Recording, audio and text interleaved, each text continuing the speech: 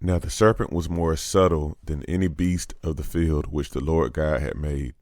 And he said unto the woman, Yea, hath God said, Ye shall not eat of every tree of the garden?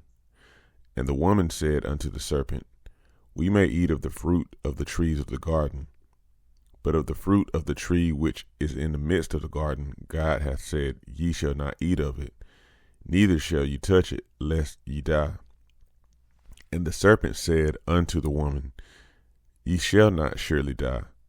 For God doth know that in the day ye eat thereof, then your eyes shall be opened, and ye shall be as gods, knowing good and evil.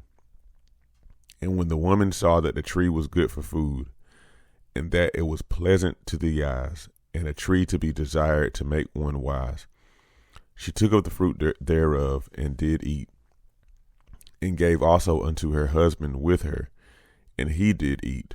And the eyes of them both were opened, and they knew that they were naked. And they sewed fig leaves together, and made themselves aprons. And they heard the voice of the Lord walking in the garden in the cool of the day. And Adam and his wife hid themselves from the presence of the Lord God amongst the trees of the garden. And the Lord God called unto Adam, and said unto him, Where art thou? And he said, I heard thy voice in the garden, and I was afraid, because I was naked, and I hid myself. And he said, Who told thee that thou wast naked? Hast thou eaten of the tree whereof I commanded thee that thou shouldest not eat? And the man said, The woman whom thou gavest to be with me, she gave me of the tree, and I did eat. And the Lord God said unto the woman, What is this that thou hast done?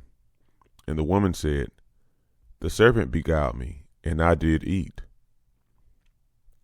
And the Lord God said unto the serpent, Because thou hast done this, thou art cursed above all cattle, and above every beast of the field. Upon thy belly shalt thou go, and dust shalt thou eat all the days of thy life.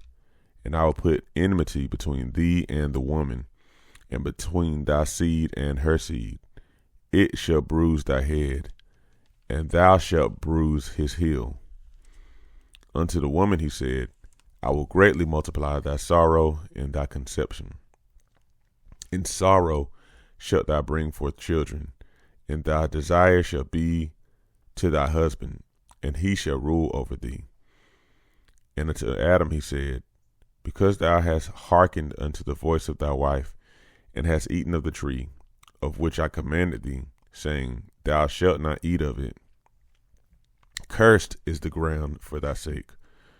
In sorrow shalt thou eat of it all the days of thy life.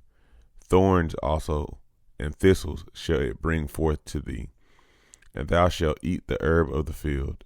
In the sweat of thy face shalt thou eat bread, till thou return unto the ground. For out of it wast thou taken, for dust thou art, and unto dust shalt thou return. And Adam called his wife's name Eve, because she was the mother of all living. Unto Adam also and to his wife did the Lord God make coats of skins, and clothe them. And the Lord God said, Behold, the man is become as one of us, to know good and evil. And now lest he put forth his hand, and take also of the tree of life, and eat, and live forever. Therefore the Lord God sent him forth from the Garden of Eden, to till the ground from whence he was taken.